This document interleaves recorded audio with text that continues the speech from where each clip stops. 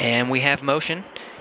You see Dragon physically separating from the International Space Station, 1:32 a.m. Central Time. The International Space Station, 253 statute miles over Sedan.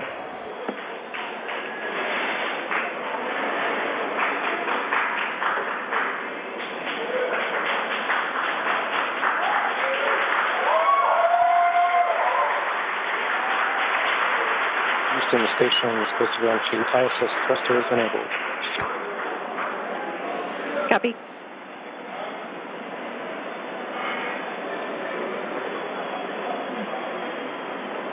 So there you can see on your screen visual confirmation. What a gorgeous shot. Dragon has undocked from the International Space Station, and we are beginning the departure. That's right, and you're going to hear the voice of David St. Jacques again. He's the one inside of the station monitoring Dragon for its departure. It's slowly backing away. Everything's looked good so far with those separation burns. Again, as Gary said, that physical separation, that undocking coming at 11:32 p.m. here Pacific. Station Houston on 2, Dragon departure burn 0, complete. So you heard us mention earlier that we have a series of 4 departure burns, starting with 0, 0, 1, 2, 3. We have confirmation that departure burn 0 has been completed. That's right, and so with that one down, we're going to start seeing Dragon begin flying actually above the International Space Station, and then coming up in just a couple of minutes, departure burn 1, the second departure burn, will be coming. That should be in about 4 or 5 minutes from now. And so we're going to see Dragon just kind of swing its way over top the space station and eventually fly out of both the keep-out sphere and the approach ellipsoid. And so the keep-out sphere is one of my favorite things. It's an imaginary sphere with about a 200-mile radius, so 200-meter radius. That would be a much bigger sphere. A 200-meter radius in all directions. And that just governs, so kind of like the approach ellipsoid, which I explained earlier, before you're in the keep-out sphere, any maneuvers with the spacecraft have to be safe and not get inside within 4 orbits. Dragon is in the corridor, and opening rate is as expected. Copy. And David St. Jacques reporting everything looking good so far. You heard him say the corridors, so they, on their overlays that they have on their laptops on board the station where they're actually monitoring Dragon, they're looking for any perturbations outside of the expected path. If they see anything that doesn't quite look right, again, they're in the loop and they can send commands, but everything going smoothly with Dragon slowly flying away. This kind of an animated representation of the kind of stuff that the crew is looking for. They have that corridor, so kind of that triangular shape you can see there, where they're just looking to make sure Dragon's pitch, yaw, approach, speeds, everything like that are inside of parameters as expected.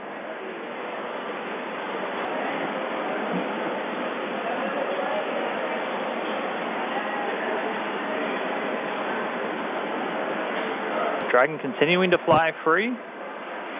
Look, everything looking good so far.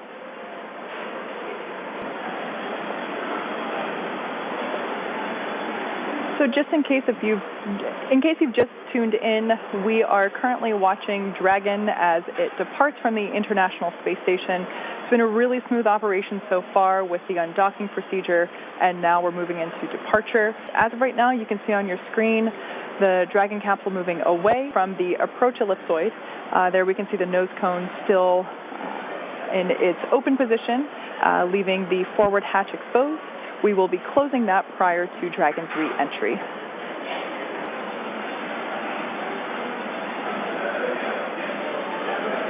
And so we're continuing to get really great views. Dragon backdrop by the inky blackness of space. You'll see the cameras are a little bit jerky in their motions. They're actually being controlled by somebody on the ground in mission control.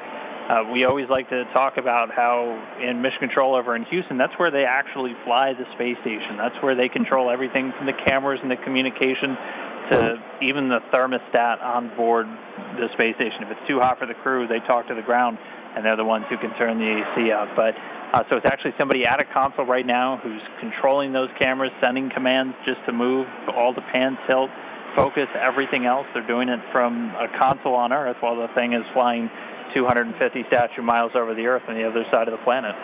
Like Dan mentioned before, we're going really fast right now.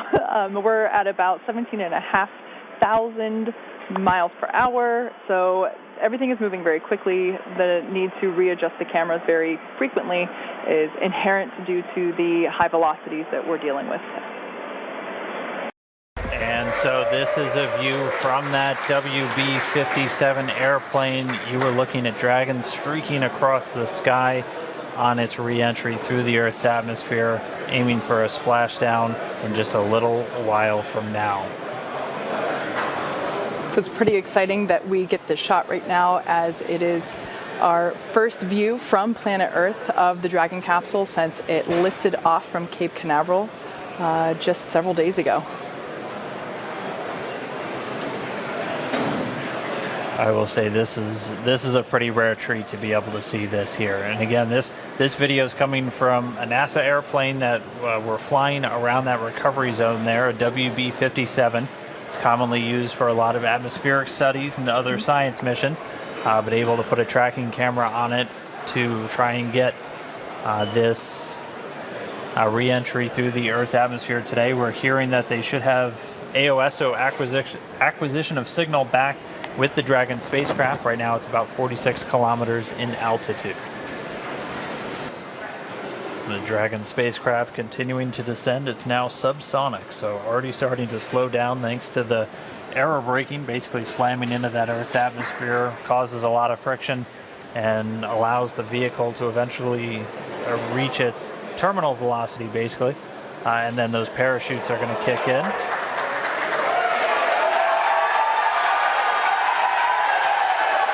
So there you have visual confirmation of the deployment of our drogue parachutes. This is the first of 2 parachute deployments.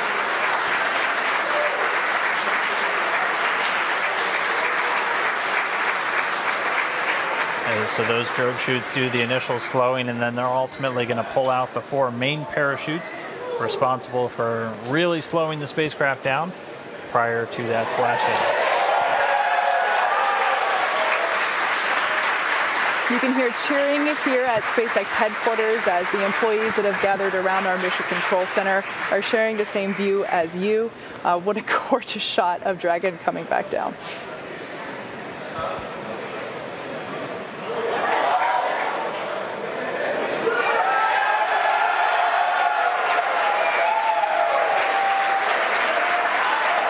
And here come the mains.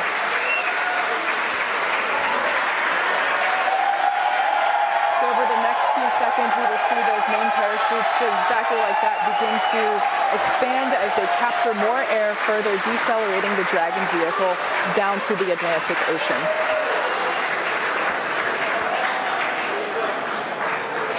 You really can't ask for a more picture-perfect shot than that. And yes, all 4 chutes now deployed. It's going to continue to descend. It's going to continue to slow down and then ultimately splash down in the Atlantic there. We're now under a kilometer in altitude.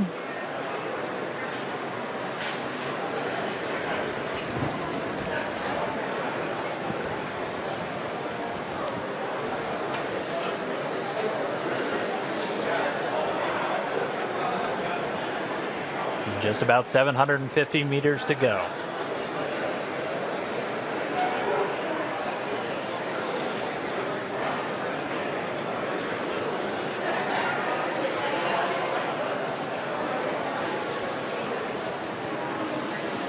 In case if you're just joining us, you can see on your screen there, Dragon has just re-entered the Earth's atmosphere after departing from the International Space Station. We have a gorgeous shot of 4 healthy parachutes deployed and slowing the vehicle down as it is approaching the surface of the Atlantic Ocean off the coast of Florida.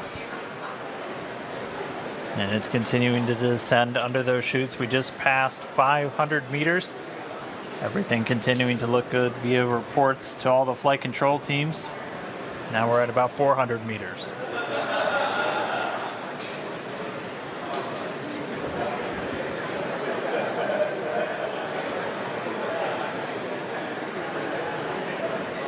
And just passing 300 meters, continuing to descend. We might be right on time. We were planning on splashing down at about 5:45 a.m. Pacific, and we're getting real close to that bingo time. Just past 200 meters.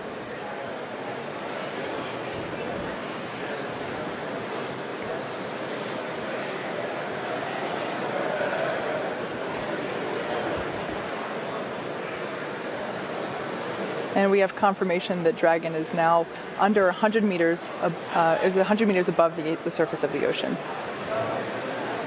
So next up, standing by for splashdown.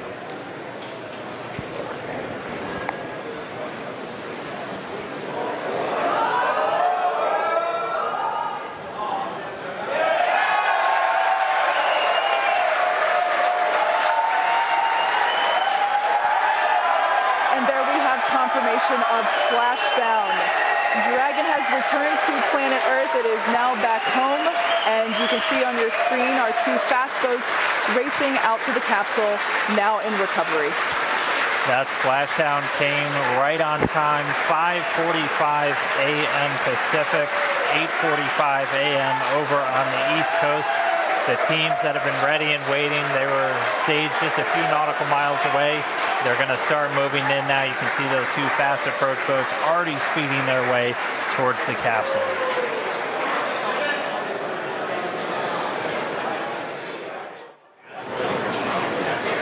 Right now we're just waiting for Dragon to lift up and out of the water and into the nest.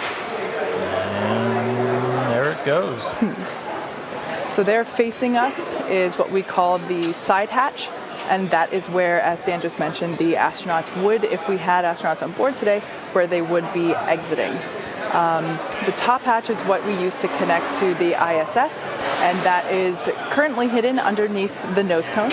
But like we said, astronauts will be coming out of the side hatch. And we got a beautiful shot there. Now the hydraulic lift is coming back towards us, and it is preparing to lower the Dragon capsule into its nest.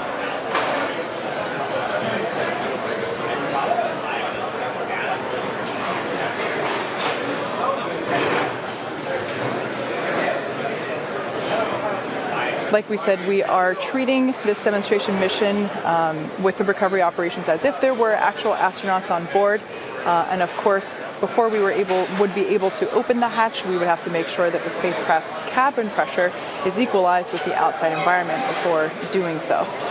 So once Dragon is seated, and you can hear some cheers behind me as the remaining folks that we have here on the SpaceX team outside of Mission Control are cheering with the placement of Dragon into the nest there, as you can see.